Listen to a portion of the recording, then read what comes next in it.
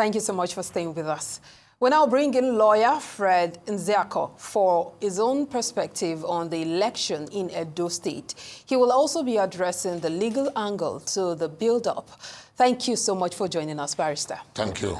Now, let's look at the build-up to these elections. We'd like to hear your legal perspectives, especially as some people are already saying that even before the elections took place, that INEC already set up themselves for post-election litigation. So I'd like to hear your perspectives. Well, it is natural that INEC, as they are preparing for election, they also get ready for post-election litigation because it has become a culture in our environment that after election, there will obviously be litigation because Nigerian politician does never believe that he failed an election, never believes that he lost until the court will tell him that, yes, you can go home because you lost. So there is always that opportunity. Of course, it's also provided for in our laws. So opportunity for them to test the validity of their laws or the validity of whoever that was declared winner to be tested in court for such a judicial affirmation.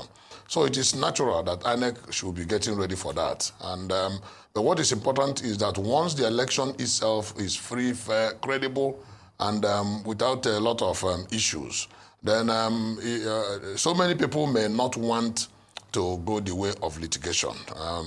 The number that will go for litigation may reduce. In this election, we have 17 candidates, and if all the candidates go for litigation, then that means there must be something that was not done well. But if quite a number of them don't go to the courts at the end of the day, and the decider was handled by the votes of the people, whoever that won will be decided by the people, then we can say that we are getting it right.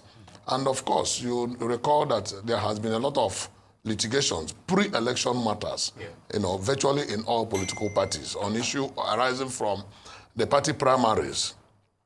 And even as at late as yesterday, there were still legal issues in court.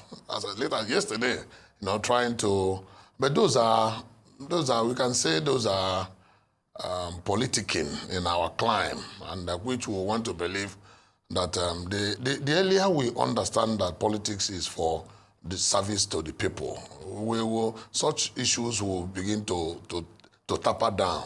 But when politics is all about me and me alone, winner takes all,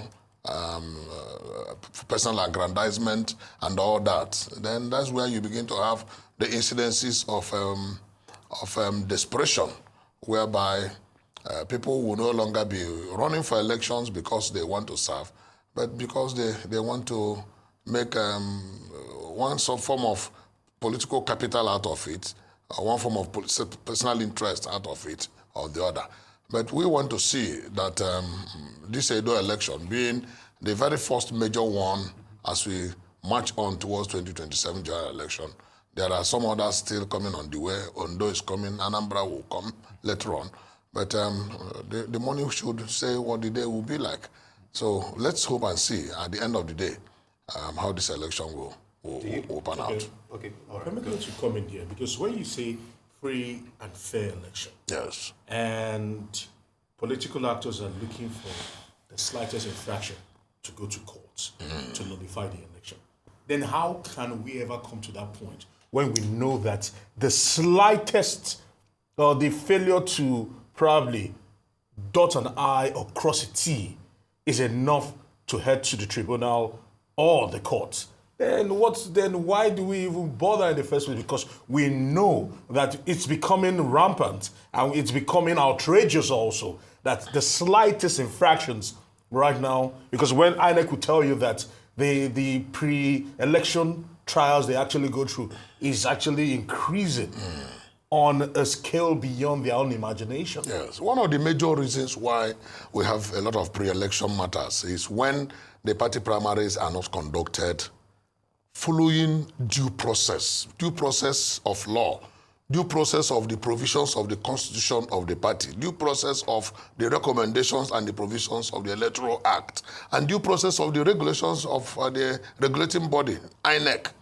And once there is no internal democracy in political party, that has been the major problem in almost all Nigerian political parties. Lack of internal democracy, lack of adherence to due process, adherence to laid down procedures, not only in their statute books, but also in the regulations by INEC.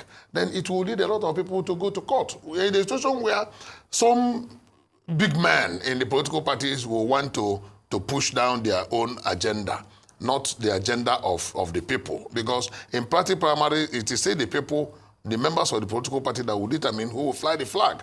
And when there is an infraction in recognizing such authority of the people, then it is a very good avenue for one to go to court. Now, for you to begin to bring that down, we must insist on political parties recognizing the fact that they must play by the rules. Yeah.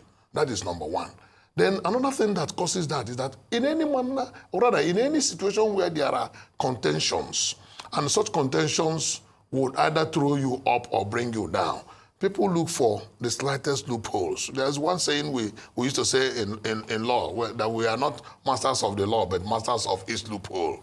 You know, politicians may not be masters of the act, but some of them be masters of the loopholes. So that they will be watching you. The slightest error you commit, they will put you down. So look at, but it's all that, for that one. It's all part of the politics. It's all part of the politics. Look at what happened in Bayelsa, for example. Okay. A day to swearing in of the Leon, the Supreme Court says you are not going to be sworn in because your running mate had issues. All right, and then that has kept the man out of power ever since then. Of course, the opponent will always look for that loophole, and that's why when you send in your documents to INEC, they will go and certify that and bring it and sit down to study it critically. There are experts in study. They will commission experts to study your documents and look for loopholes. And once there are loopholes, it is a veritable ground to hold you down. And in every manner where there are contestations, you don't blame the man who is looking for your own loophole. You should tidy up, screw up your knots adequately. At that point, you don't blame anybody. You blame yourself if you committed an infraction. Take, for example, you are given different dates of birth. For example, you are given different dates of birth in many of the statutory forms you have filled. You are the one exposing yourself. You are bringing documents, for example, your qualification that you very well know that you don't have, but you just want to bamboozle the system. It is holding you down. And sometimes to just take it to a ridiculous extent. You see somebody who went to school, who went to university, but because the law has said minimum of school certificate, he wouldn't want to touch his degree certificate. He would just bring his own school certificate so that he would be sure that at least basic minimum, there is no problem that he has. But I think that the more we look at the integrity, the more we look at honesty, the more we look at presenting what is right, then the less we have some of those issues. All right, so Nzeako, if I may comment here, do you think there's much confidence when it comes to petitions towards electoral tribunals, as it were? Because a large number of governors, they took their cases all the way to the Supreme Court. That was when we knew who the winner of an actual contentious election was. Yes. So in that scenario, do you foresee probably an extensive litigation process if it comes to that, as it were, regarding Edo State? There will always be extensive litigation process, always, because a typical Nigerian politician would want to try to pull down the fellow that INEC declared the winner. Mm-hmm. They will try. If he tries at the tribunal, he fails. He goes to Court of Appeal.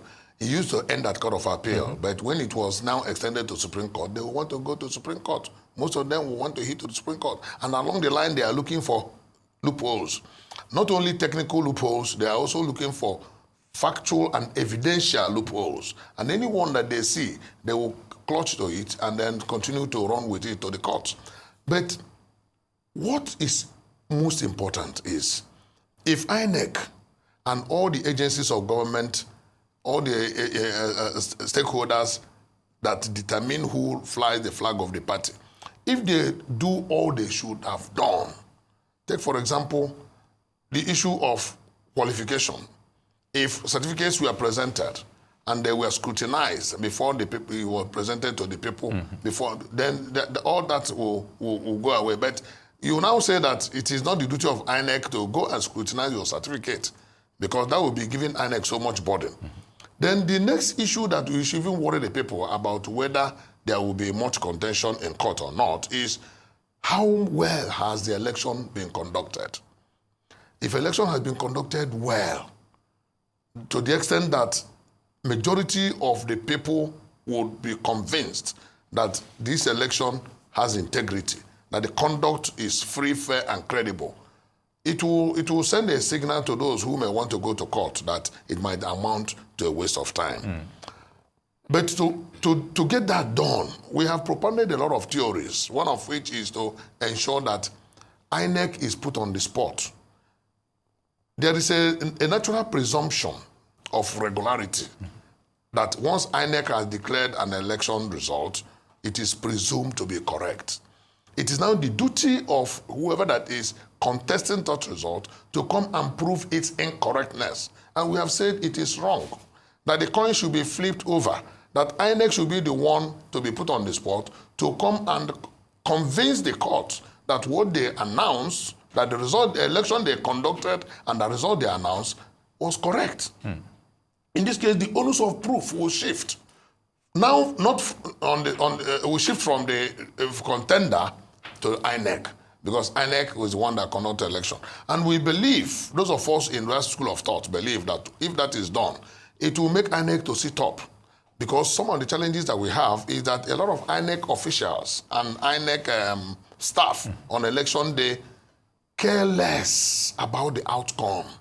Some of them are more interested in the outcome of their pocket and not the outcome of credibility of that election. And that is why it makes it very easy for them to be compromised by politicians. But when they know, and the INEC itself knows, the election management body knows that they have a duty to come and defend their election, because the onus of proof lies on them, they will tend to be more careful. And we are hoping and looking forward to a time when that will be the fact and issue. No, quite apt. But there is an electoral law in Nigeria. But one of the shortcomings that a lot of analysts have pointed to is the fact that it does not provide consideration for independent candidates, those who can run without a party. Do you see that as a challenge, especially looking at the political landscape of Nigeria? Yes, we have advocated that our electoral act, even the latest one, is not complete. It has left out some things that it should consider. Though some people believe that we are still emerging and that we will get there someday. And one of them is this issue of independent candidacy, because the law provides that you cannot run an election as an independent candidate. You must run through a political party. And that is one of the causes whereby political party leadership now begins to hold people to the jugular and then begins to drive through their own agenda instead of the agenda of the masses, in which case a lot of them are not even interested in what the people are thinking about, but what are they, as leaders of the political party, think about. And we say that time has come for us to have in our provision the issue, the fact of independent candidacy. And the second thing we have asked about is that, which we will not stop talking about, is completion of everything about litigation before anybody is sworn in. Completion. That is also recommended by a Candidature Committee. Complete everything about litigation. Stagger the election timetable in a way that all legal issues must be completed before you are sworn in. This idea of swearing in and then one, maybe as a governor, you are sitting as a governor and you are going to court. Not only that it is wasteful on the side of the finances of the state, it's also wasteful on the side of the time the governor should have used to deliver the dividends of democracy. Because it takes about a year. From tribunal 6 months, appeal 6 months, Supreme Court 6 months. That's 1 year. So for the first 1 year of swearing in, the governor is going to court. Yes, you can say that his lawyers are there. Yes, agreed. But in some cases, he will always be looking over his shoulder because there is issue in court that has not been resolved. And it's obvious that he will be prosecuting that with the funds of the state. That is where putting hand in the cookie jar starts. Defending his mandate with the resources of the state. It is even unfair because the other party that is not sworn in is attacking that mandate from his own pocket. And the governor is defending the mandate from the state pocket. And so is also the president, especially those at the executive level. So we advocate, and I strongly advocate that we must complete everything about litigation before swearing in take place. After the winner of today's election will be sworn in on November 12th. Between now and November 12th, you are looking at less than 2 months. And when he sits in that office, he starts appropriating funds, starts doing everything as executive governor of the state, whereas his mandate is being challenged in court. It makes it very difficult to even upstage such a person. And that is why, before you upstage anyone that has been sworn in already, it will take a lot. It will take a lot. And in that case, that's where now begin to accuse the judiciary of not dispensing justice in their judgment. But we should make it possible for justice to be dispensed in the judgments of the judiciary when everybody will come not as executive governor or as a president or as a chairman of the local government, until when you are through and done and dusted, then you can now ascend the throne and begin proper leadership. Very good. Barrister Nzeako, I would like you to hold your thoughts on that. We're going to come back to you. We'll take this break. We're still on the special edition of covering the Edo elections 2024. We'll be right back. Stay with us.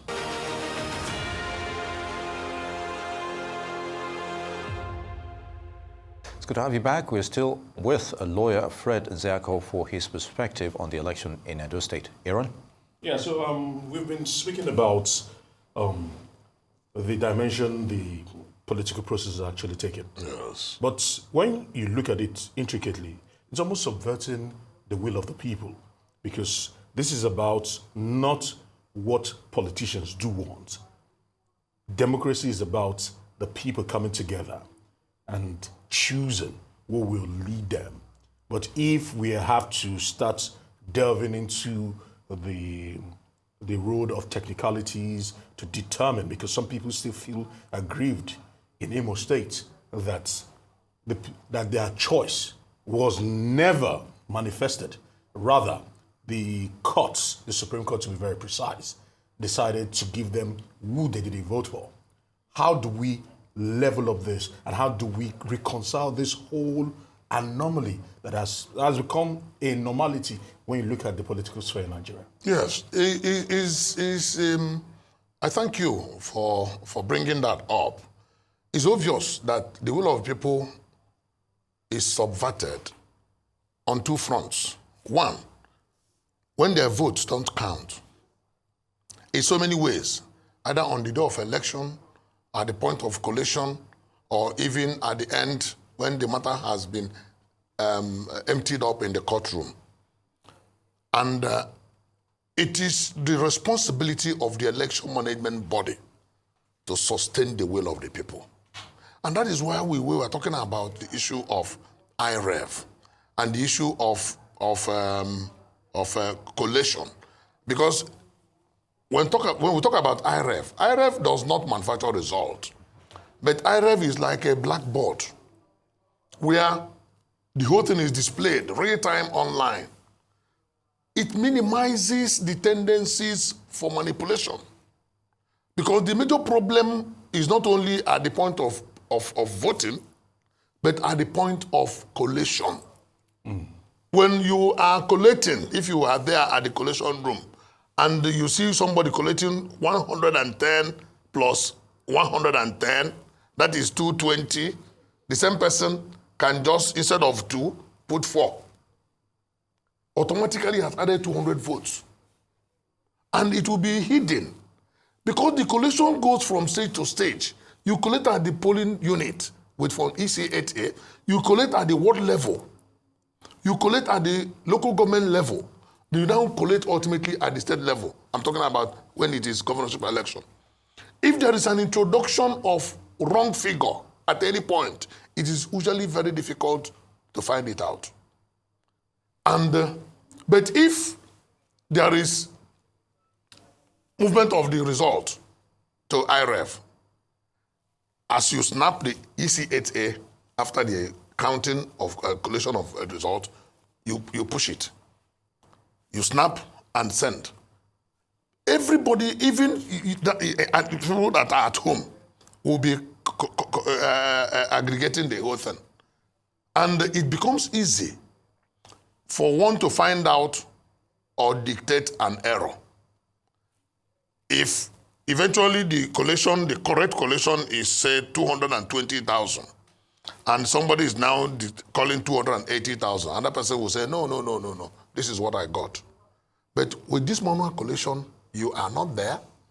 There is no system to collate it, and it becomes very easy until you now go to court.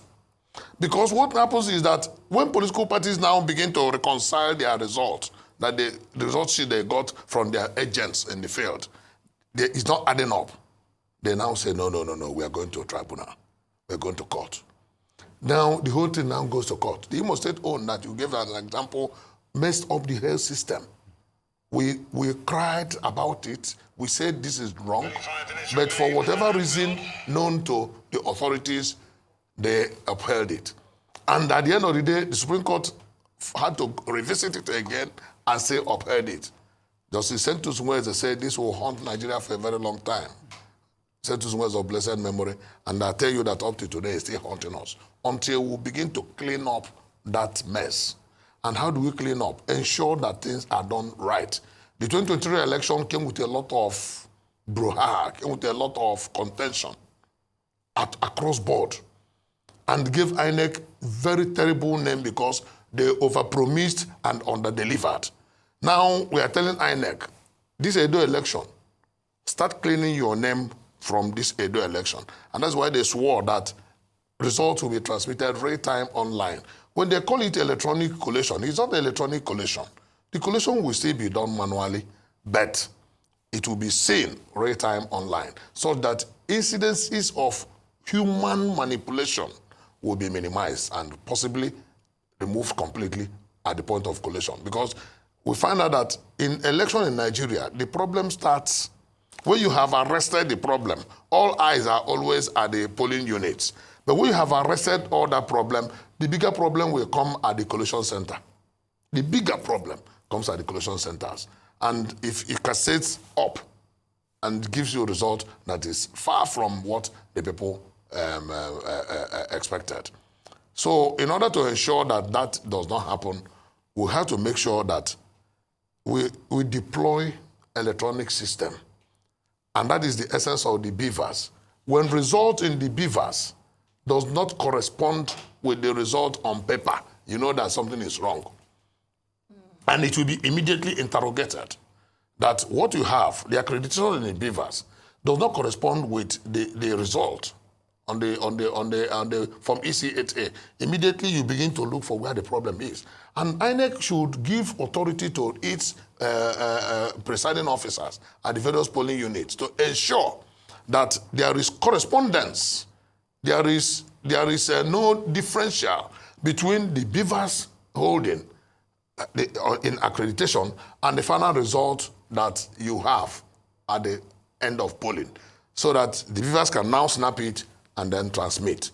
If that does not happen, then put it that particular one and ensure that it does not go up. That way, we'll begin to get it right. Now, for an electoral process to have been said to be perfect, then the vote of the people must count. Absolutely. The people must have a say. Absolutely. But apparently, in Nigeria's electoral process, it looks like it's the court that usually has the final say. And one would wonder, because there is also the issue of trust deficit when it comes to the judicial process in Nigeria. How can we deal with this issue such that the judiciary is also, well credible, when it comes to delivering justice to the people? We start by ensuring that the election, let me say that there's no perfect election anywhere because there will be issues along the line. But at least let's have something that is credible, reasonably credible. And for you to achieve that, the responsibility lies on three major stakeholders. Number one, the election management body, INEC in Nigeria. Number two, the security agencies that will ensure that they provide the environment for people to do their duties, cast their votes. Those who are managing the election process will be free to handle their work, and then everything will be fine. And thirdly, the third stakeholder, it will now be the voters themselves. The people themselves must talk to themselves and convince themselves that there is need for us to do something that is right. All these incidences of thuggery, if you have arrested that, you will now go to the incidences of vote buying, which is also another major challenge. If you will now arrest that because you can say, oh, we live in a very, our people are poor, and all that, all those lame excuses. But if you are able to eliminate all those things, now we will be getting closer to near perfection as you expected. In that case, the judiciary's duty will be little, very, very little. The contention will be minimized, and the judiciary will only affirm what is obviously affirmable. But when the contention is so bad that you now begin to give so much work to the judiciary, don't forget that there is also time frame within which they must complete that assignment and deliver. In presidential election, you have 6 months for tribunal to work, whereas we are talking about the entire country of 774 local government areas in Nigeria, and how many thousands of wards and polling units. So you see that it makes it extremely difficult.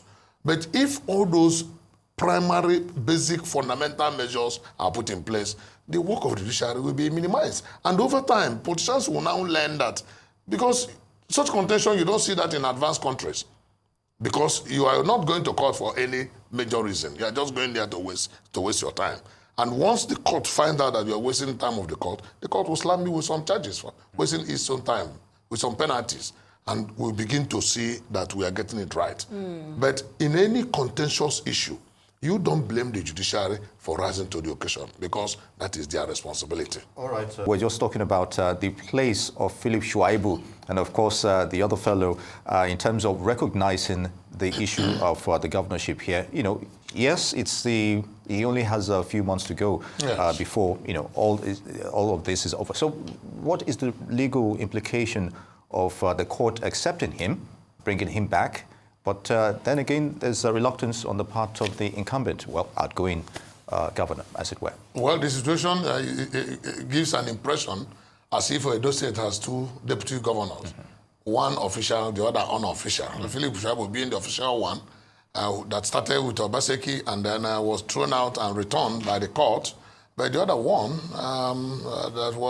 that replaced him is the one that Obaseki seems to recognize more than Philip. Recall that when Philip was given the nod to go back by the Court of Appeal, in fact, by the High Court first, he tried to go back to his seat, and then he has to even tussle and fight to regain his office, and he had to also go back. The government now appealed. He was again victorious at the Court of Appeal. But we don't seem to hear much about the other man. And somebody said, some people believe that he's still looking around in the government house as, you call him an alternate deputy governor or an unofficial deputy governor, because in the heart of the governor, that is his deputy. But before the law, it is Philip Shuaibu. But be that as it may, we will always advocate the observance of rule of law. The courts have said Philip Shuaibu is deputy governor, and he remains deputy governor. The other man, the outgoing governor, we expected should have found some other assignment for him in government, if he so wishes. But let me quickly say that the cap adorned by Philip Shuaibu for today that he went to vote, written Ofone. We thought that Ofone is a political slogan of the candidate of APC. And it is expected that all campaigns had ceased, and nobody is expected by INEC regulation and even by the provision of the Electoral Act. Nobody should take any campaign material to the place of voting. And that is why you notice that in any polling unit, immediately INEC officials come, they go around and remove all the posters that were still there at the polling units. They have that. In fact, sometimes it's the security agencies that will wire and the INEC officials, the polling officers are setting up their facilities for polling. The security agencies will go around in that vicinity and remove other vestiges and remnants of posters and banners and the rest of them. So I think, I don't know what Philip Shaibu had in mind to wear a phone cap to go and cast his vote. Even though Ofone does not mean the name of, I don't know what the meaning is. Those who know should tell us. But I know that it was a slogan used by the candidate of APC during his campaigns. And I do not expect that anybody will adorn such a cap to the point of voting, because that would be open or subject to the interpretation of the law. Of course, that is subject to interpretation, and that will be seen as a violation of the provision of the law and the regulations of INEC. And of course, the other party will also bring that as part of their issues for contention when the time arises. You see, when we are talking about contention, when we are talking about court cases, several things can lead to that. This cap alone that Philip Shaibu has put on, when they are talking about their reasons, assuming his candidate is declared winner, the others will now bring this issue as one of their reasons. That the Deputy Governor, Mr. Philip Shaibu, was still campaigning outside the time allowed by law, and becomes an issue. So you now ask, why would politicians know exactly what they should do and do the other way, do otherwise? I recall that when MKO Abiola in '93 was going to vote, he wore the dress of SDP with the horse inscribed on his cap, and then SDP, the horse, on his abada. And it was one of the reasons that the government even gave, as trivial as you may think it is, one of the reasons that the government gave, that they felt that the election did not meet the expected standards. And they gave that as a reason. Even though so many people said, no, this is very trivial for you to use to nullify an election. But what it simply tells you is that it is an issue that everybody must be conscious and wary about. And that is why on the day of election, you don't get to see vehicles branded in any political party logo or name that is moving around on the day of election, because that means you are still campaigning. Campaign stopped many hours before. 24 hours minimum before election. Yes, you know, the Deputy Governor, Philip Shaibu, also alluded to some fake news that were flying around social media that he had to refute. Now, I'd like to hear your thoughts on this issue of, fake news. There is a law, the cyber crime law. How effective are these laws, and what exactly is our position, especially when it comes to fake news in Nigeria? There's a challenge with what a fake news is. That's a major challenge. What is a fake news? Because in law, for you to say anything is fake, you must bring the original. You must bring the genuine one, the real one. If the other news, if you have two news items, and this is real, and the other one, you must balance the real with the other one before you call this one fake. If there is no other one, then the only one that comes out becomes the news. And that's why we keep saying that government and agencies of government must always communicate in a manner that will not give room for gray areas, in a manner that will not give room for fake news to germinate. Because when the real news does not come out, then nature abhors vacuums. Human beings will now generate the news. And sometimes they will give it hand, leg, and other appurtenances to suit their own nuances. But important thing is, for you to curb incidences of fake news, ensure that you communicate with the people with the real news truthfully and honestly. Because even when the real news is not honest and truthful, then the other news will now come to counter it. And then the one that counters it will now become the fake news. But any news that is not true, that is not real, that is not sincere, that does not project the truth is fake, irrespective of who carries it. If the government carries a news item that is not truthful, it is fake. Because the truth is never fake. Truth is constant. And Usman Danfodio will tell you that is an open wound.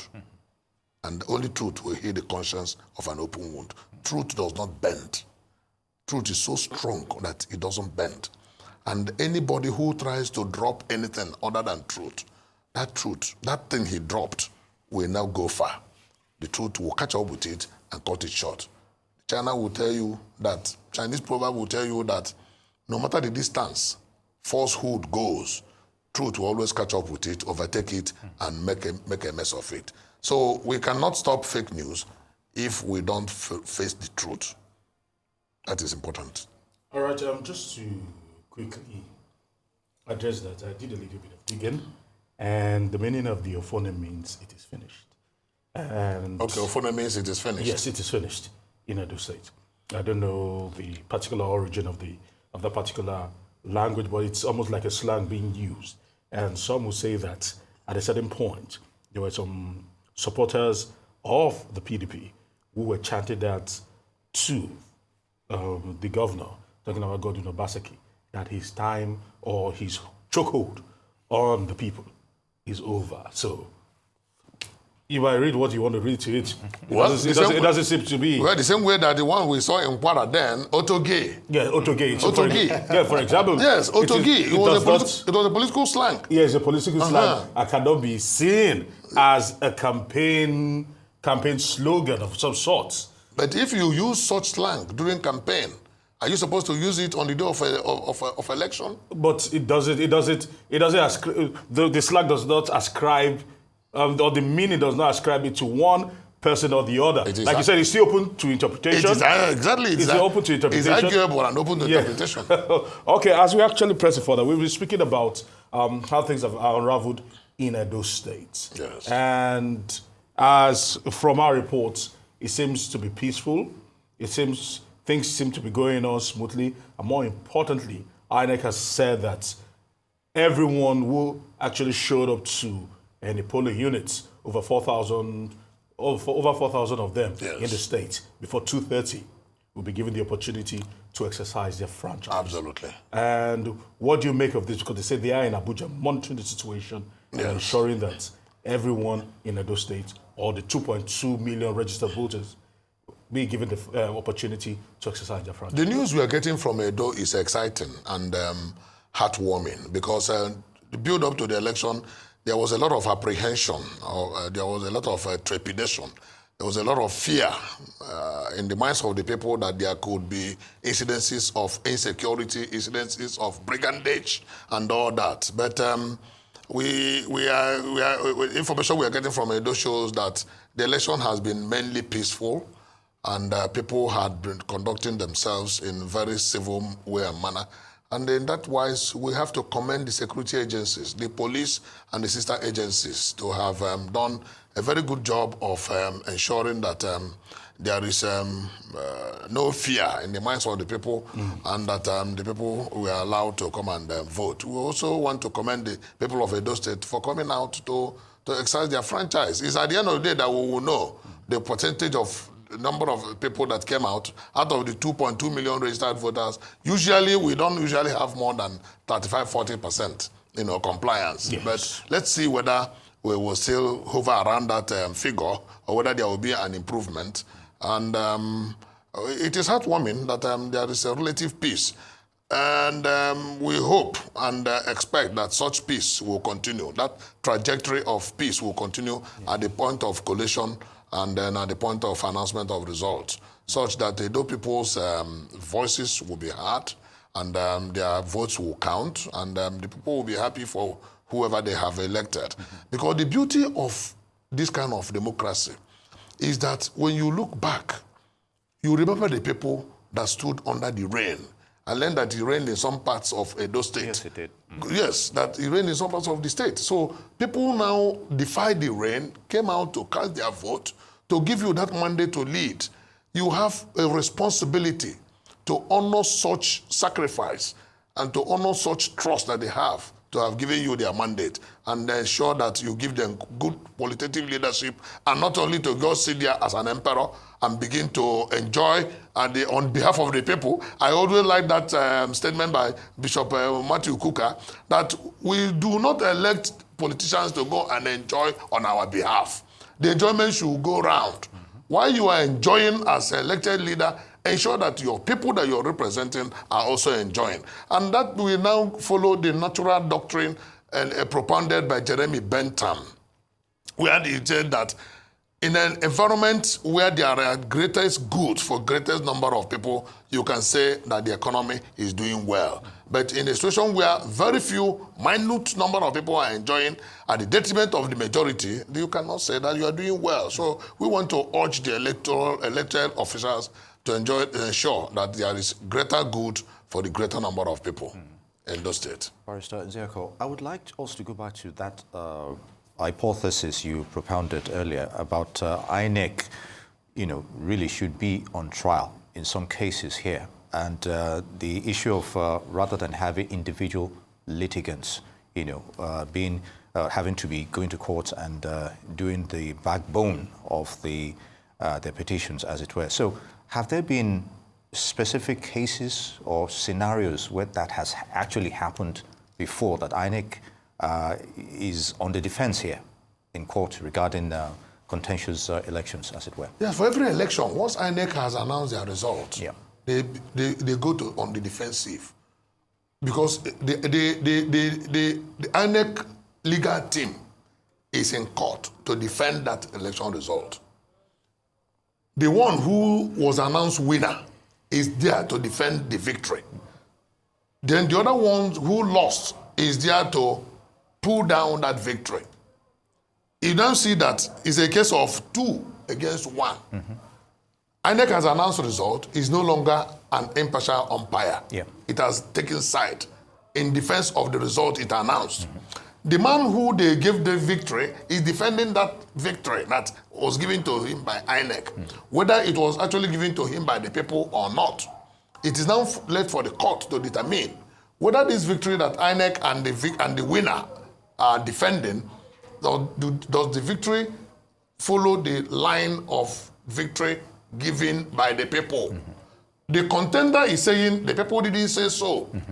So, and that is why we say that to put INEC permanently impartial from point of the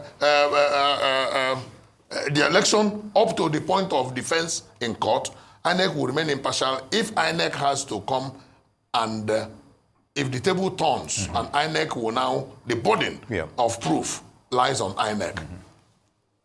INEC will now have to prove that what they did is right and not for the other party to say what INEC did is wrong. Because that presumption of regularity has caused a lot of problems in the system and has given INEC so much latitude to do what ordinarily they should not do. And that is where you now begin to say a professor rigging an election on behalf of a dropout. And it incenses the people. It becomes a sore point because of that issue that once INEC has announced the result, it becomes normal. And that's why people will say, go and get it first, whether rightly or wrongly, and then we'll begin to defend it. Because they know that INEC will join them in the defense. Very good, very insightful discussions we've been having. Barrister Fred Nzeako, a lawyer, and of course has been giving us his insight regarding the litigations or the legal ramifications of these elections. Good to have you with us, sir. Many thanks.